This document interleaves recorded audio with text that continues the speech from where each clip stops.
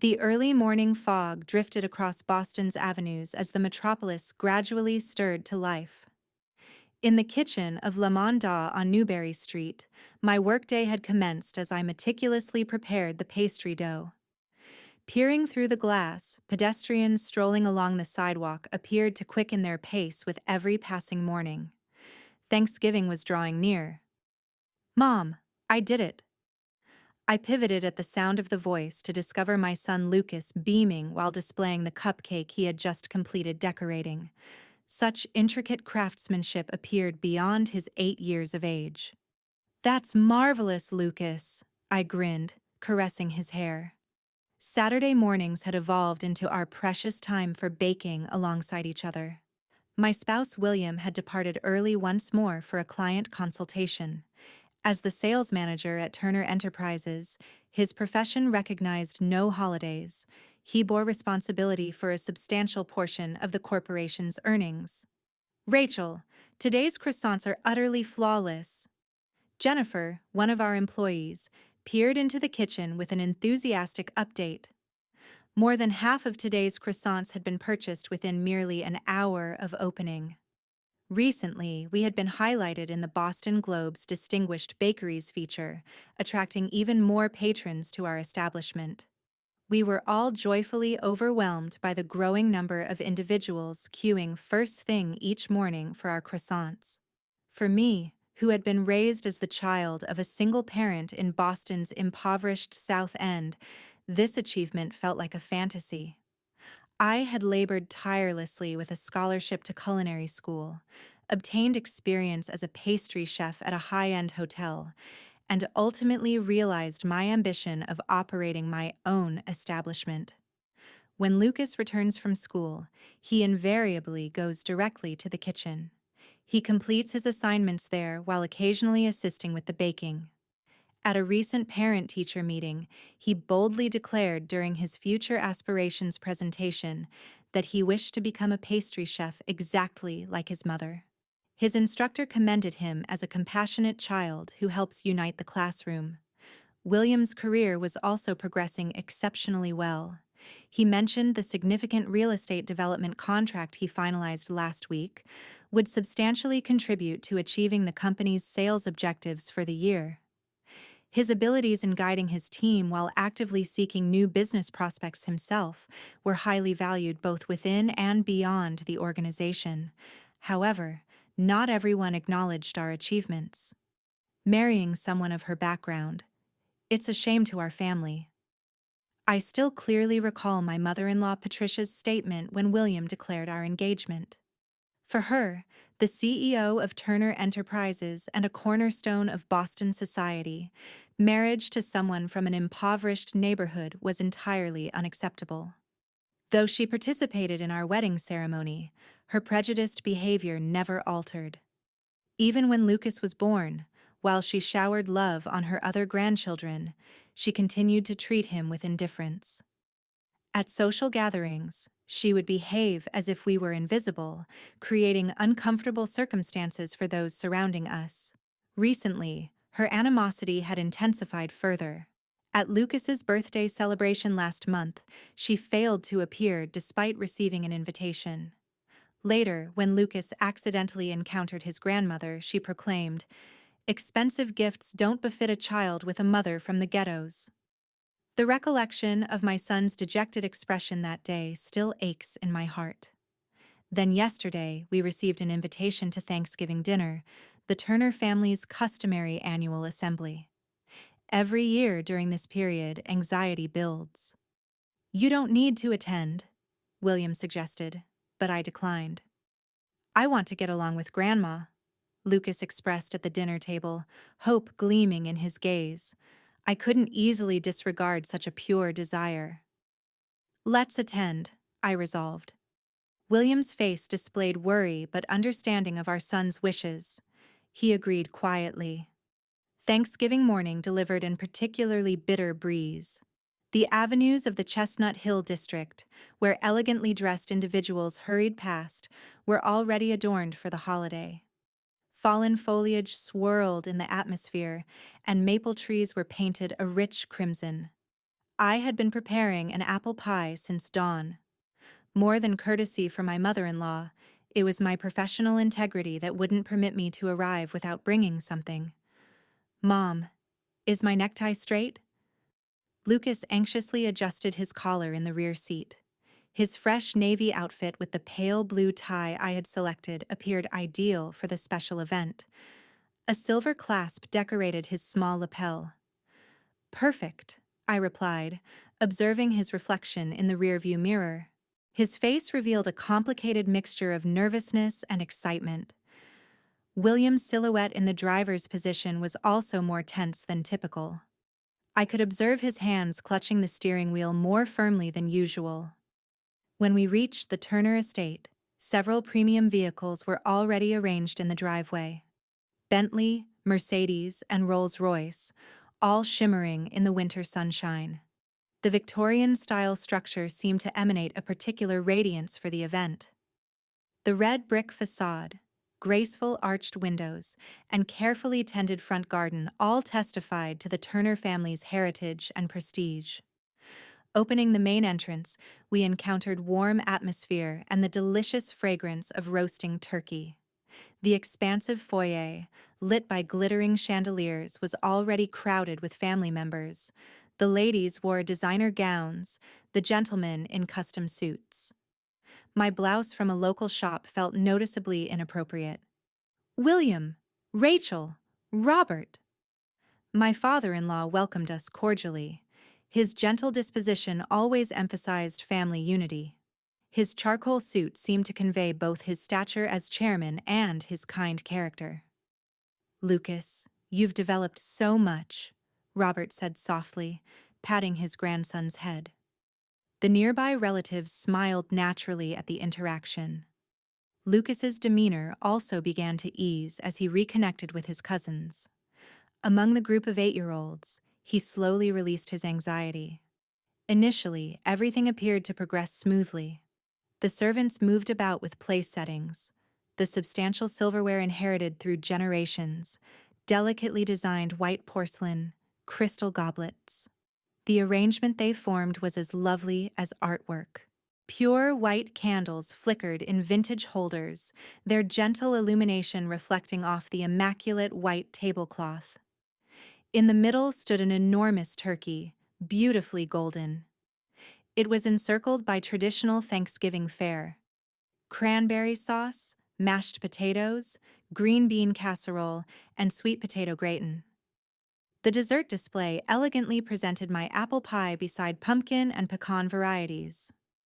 "Ladies and gentlemen, please find your places," James the butler declared, encouraging approximately 20 family members to assemble around the grand dining table.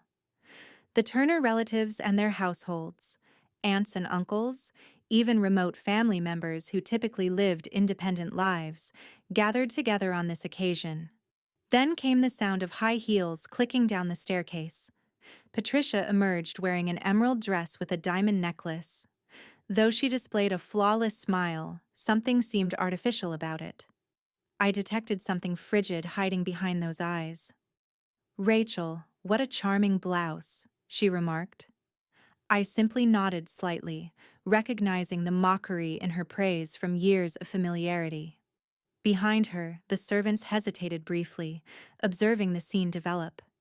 Family members assumed their positions according to the name cards. Robert and Patricia occupied the head of the table with the senior relatives adjacent to them.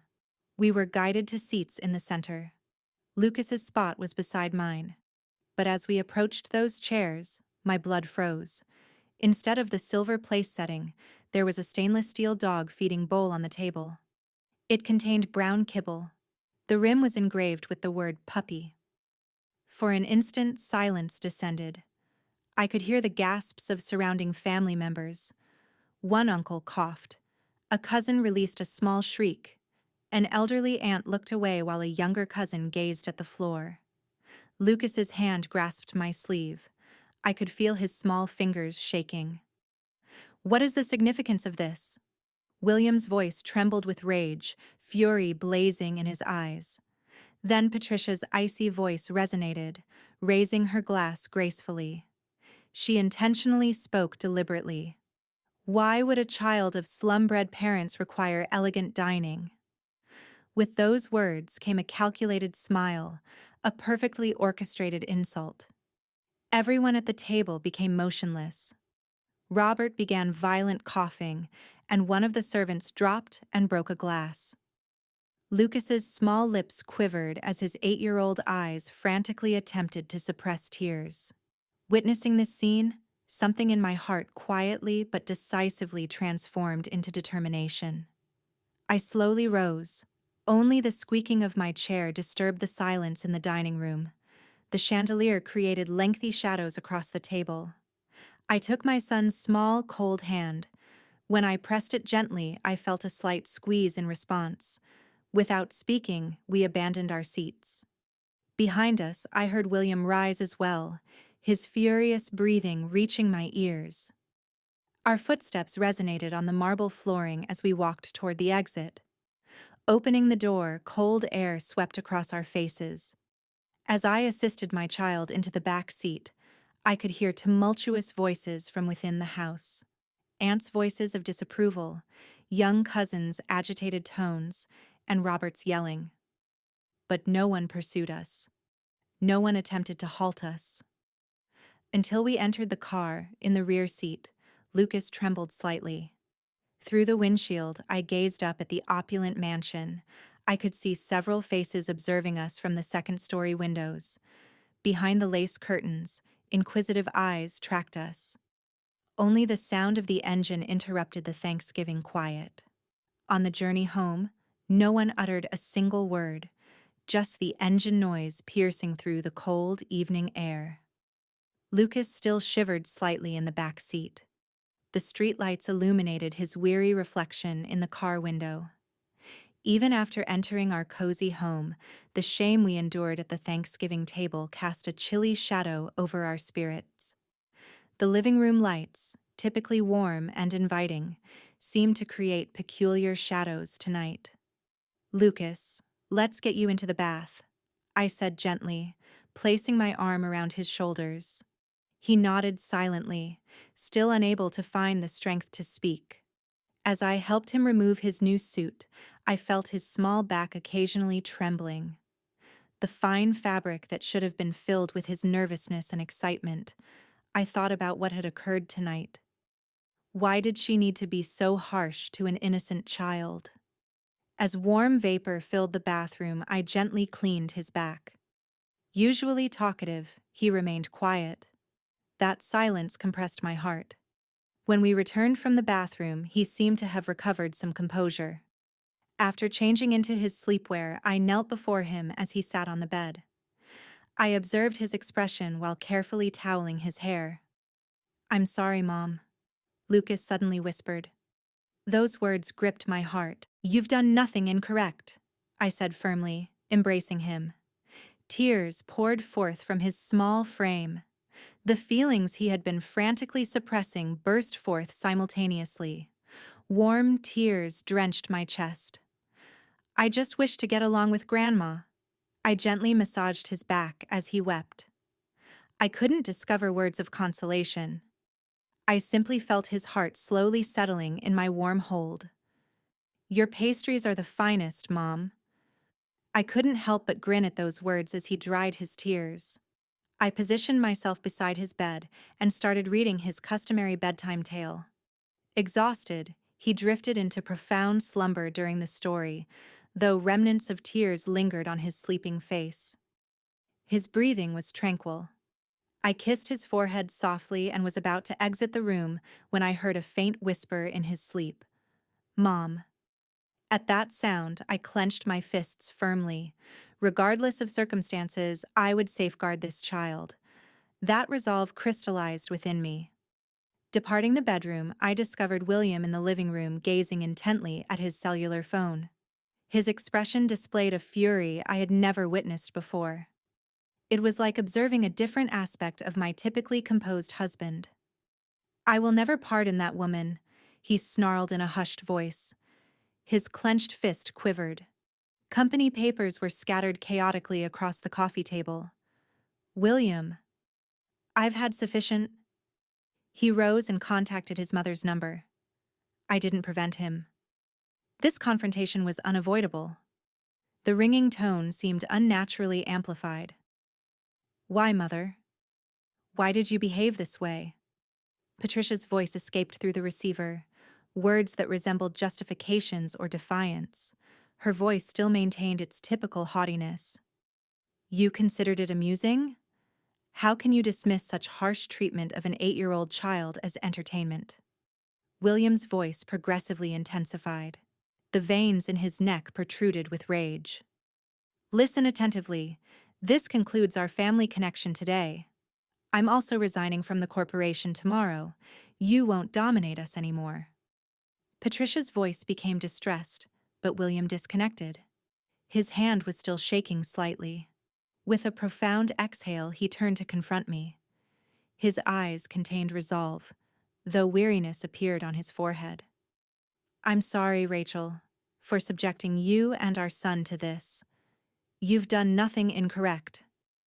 I used the identical words I had just spoken to our son, now addressed to my husband. When I softly took his hand, he pressed back securely. That evening, William continued making telephone calls late into the night. First, he explained the circumstances to his reliable subordinates. Surprisingly, many demonstrated readiness to accompany him.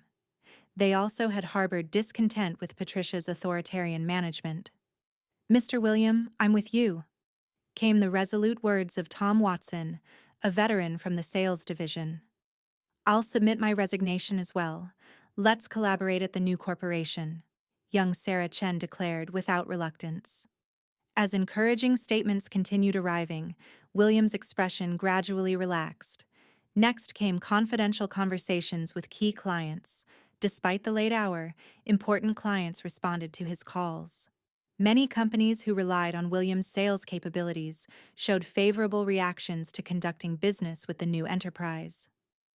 We certainly want to continue collaborating with you after your independence, said the CEO of Johnson Group, Boston's largest developer, providing us tremendous hope. As the evening progressed, the route to independence progressively became clearer. The following morning, significant changes were already occurring at Turner Enterprises headquarters. News of William's resignation circulated throughout the company. Then, exceptional employees began submitting their resignations consecutively. Long dissatisfied with Patricia's discriminatory conduct, they chose to join William's new enterprise. At this pace, the sales division will crumble, came a frantic report from Human Resources. Major clients are requesting to examine their contracts. Finance expressed serious worries. Patricia's outrageous conduct had started to destabilize the entire corporation. Several days later, preparations for establishing the new company were steadily advancing. Office space had been obtained in a prime location in Boston's financial district. Funding was also arranged from multiple investors. William's network of connections proved priceless. Meetings with law firms, establishing IT systems, constructing the new organizational framework. Through day and night preparations, the new company, William Turner Associates, gradually materialized. But on that peaceful morning, an unexpected guest appeared. Open up, Rachel. Instead of using the intercom, the sound of someone pounding directly on the door resonated. Patricia's distressed voice. Her screaming could be heard by the neighbors. Through a gap in the curtains, I could observe a luxury vehicle roughly positioned by the sidewalk.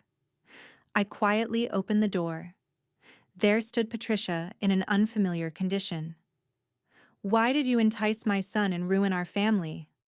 Her designer outfit was disheveled, her usually flawless makeup smudged. She waved her luxury purse wildly, her face a combination of anger and grief. The facade of social elite and Turner Enterprises CEO had completely disappeared.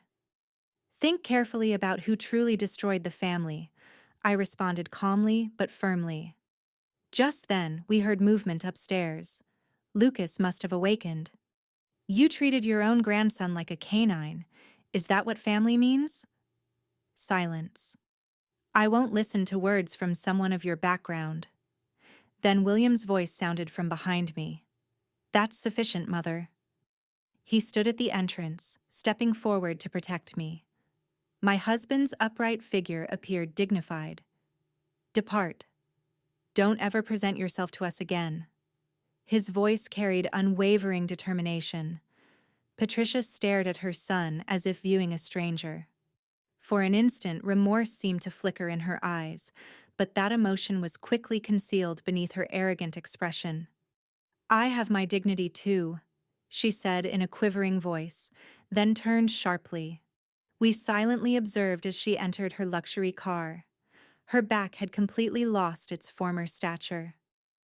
The sound of the door closing echoed softly, like announcing the beginning of a new dawn. Lucas descended from upstairs and took our hands. In those small hands, we felt optimism for our new future. The corridors of Turner Enterprises had lost their former liveliness. A week after William's departure, an unusual atmosphere surrounded the entire company. The office floor, once filled with employee enthusiasm, was now dominated by oppressive silence. Over half of our major clients have requested contract reviews. This quarter's sales projection is down 40% from last year, reported Finance Director Mr. Gray in a trembling voice at the board meeting. Before him lay a several-inch thick report. The numbers written and read narrated the story of the company's critical situation. The decline in the real estate development division was particularly severe, with new project orders almost at a complete halt. The turnover rate in the sales department has exceeded 70%. Most remaining employees are actively seeking employment, with recent graduates declining their offers. Next year's staffing plan has completely collapsed, came the grave report from Human Resources. Following William's departure, talented personnel continued abandoning the company. The exodus of young employees was particularly remarkable, severely depleting the layer that should have been the company's future. Patricia attempted to argue in her usual domineering manner, but her voice lacked its former power. Signs of exhaustion showed through her makeup. We've received a formal request from institutional investors to conduct an emergency shareholders meeting. The agenda includes management restructuring, announced the legal director, causing board members to gasp. Pressure from major shareholders was intensifying daily. The company's stock price had collapsed, continuing to establish new all-time lows. Market capitalization had diminished by 30% in just 1 week. Suddenly, the conference room door burst open. What is the significance of this? Robert stormed in, holding a newspaper. The front page headline read, Turner Enterprises CEO suspected of misappropriating company assets. The Boston Globe's thorough investigative report extended across 3 pages. The article detailed Patricia's misconduct. She had utilized the company's private jet for personal shopping expeditions, charging the company approximately $500,000 annually. The $2 million renovation of her Chestnut Hill residence had been processed as company expenditures. Furthermore, there was blatant discriminatory treatment of minority employees, opaque promotion criteria, harassment of female employees, and intentional demotion of non-white employees. Harassment of business partners was also reported comprehensively, particularly her domineering attitude toward small businesses, unreasonable price reduction demands, and intentional payment delays. Actions that completely violated business ethics. All these accusations have been reported by whistleblowers with evidence. The Securities and Exchange Commission has already contacted us about an investigation. The legal director quietly added. Employees who had long suffered under Patricia's tyrannical management had begun speaking out, and mass-specific testimonies were continuously being submitted to the anonymous hotline. These were legitimate management decisions. Patricia's words had completely lost their former authority. Even in her designer suit, she no longer carried the air of a power holder. Then Robert spoke gravely. The conference room atmosphere instantly froze. Patricia, you will step down as CEO. The conference room fell completely silent. More than that, you'll leave management entirely. Enough is enough. We can't allow the company's reputation to be damaged any further. Robert's voice carried unprecedented strength. Known for his gentle temperament, he now showed an uncompromising attitude. His eyes held years of regret and new determination. Clear out your office immediately. While security staff stood by, Patricia silently began packing her belongings. Her figure no longer showed any trace of the once mighty empress, appearing instead as just a weary middle-aged woman. Her hands trembled slightly as she packed documents into her expensive Birkin bag. The next day, an emergency all-employee meeting was conducted at Turner Enterprises headquarters. The large hall was filled with an atmosphere mixing anxiety and anticipation. Effective immediately, I am assuming full authority. Robert's voice echoed through the silent hall. We will completely reform our discriminatory management policies and build a new system where all employees are evaluated fairly. Specifically, we will immediately implement transparency in promotion criteria, review the compensation system, and establish a diversity promotion committee. Small applause began to rise from the audience, and he paused, taking a deep breath. I want to genuinely apologize to my son William. My failure to adequately supervise has caused profound harm to him and his family. His words created a minor commotion in the hall. Many employees seemed to perceive genuine transformation in the company from this father's apology. The market also reacted favorably to the announcement of the new system. The stock price began displaying signs of recovery, rising approximately 15% from its lowest point. Even alienated business partners started expressing interest in repairing relationships. In particular, the development of new internal systems advanced rapidly. Complete revision of discriminatory personnel evaluations, enhancement of childcare and eldercare support systems, and active promotion of minority recruitment. These initiatives received substantial coverage in industry publications. Meanwhile, William Turner Associates was experiencing a robust beginning. Just 1 month after establishment, they had already obtained multiple major projects. We've officially contracted the large development project with Johnson Group. The contract value is $50 million, reported Tom Watson, formerly William's subordinate, and now his right-hand man. His eyes gleamed with unprecedented brightness. This waterfront development project in Boston had captured industry attention. The new company's office was filled with vitality. Talented personnel who had transferred from Turner Enterprises were laboring enthusiastically in their new surroundings. The advancement of young employees was particularly noteworthy, continuously producing fresh ideas in their liberated environment. Industry publications favorably reported Williams' independence as bringing innovative wind to the real estate sector.